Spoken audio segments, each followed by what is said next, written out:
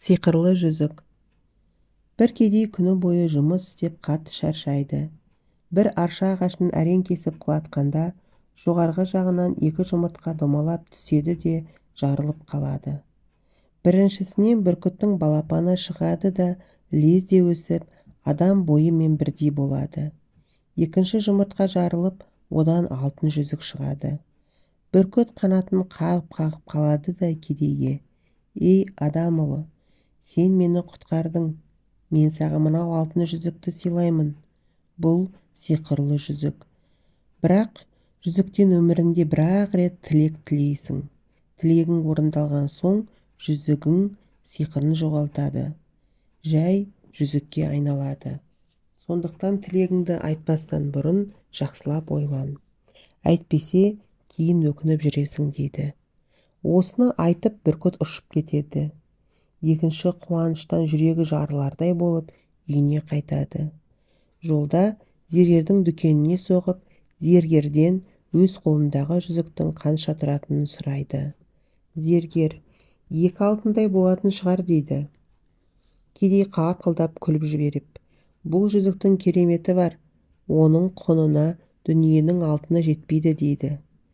Зергер ниеті қара, арам адам еді. Ол кедейді қояр да қоймай қонаққа шақырады. Шайына ұйықтататын дәрі қосып беріпті. Кедей шайды ішіп ұйықтап қалады. Зергер дереу оның жүзігін ұрлап алып, соған ұқсас жай жүзік саусағына салып қояды. Келесі күні кедей байғұс жөніне кетеді. Зергер есік терезені мықтап бекітіп алып, 100 000 алтыным болса, деуі мың екен, үстіне алтындар жауа бастайды. Зергер жан таласып, арлы-бері қаша бастайды, бірақ есікті аша алмайды. Дүние қоңы зергер алтынға көміліп өледі. Алтындарын көршілері бөліп алады. Ал қайырымды егінші болса, әйеліне жүзікті көрсетіп: «Алла бізге рақым етіп, енді қалаған тілегіміз орындалады» деді. Әйелі: «Біз жер тілейік, егістікке жер жетпей жүр ғой» деді. «Жоқ, 1 жыл тырмысып еңбек етсек, жерді өзіміз-ақ сатып аламыз» деді күйеуі. Сол жылы өнімдері мол болып, жер сатып алады. Егіншінің әйелі: «Енді жүзіктен ат пен сиыр тілейік» деді. «Соны да жүзіктен сұраймыз ба? Тағы 1 жыл ерінбей еңбектенсек, оған да қол жеткіземіз» деді кедей. Келесі жылы ат пен сиыр сатып алады. Әйелі тағы да: «Бұрын сен Алла тағалаға жалбарынып тілек тілеуші едің, Алла тілегіңді берді. Қазір патша боламын, зәулім сарайда тұрамын десең де бәрі қолыңда.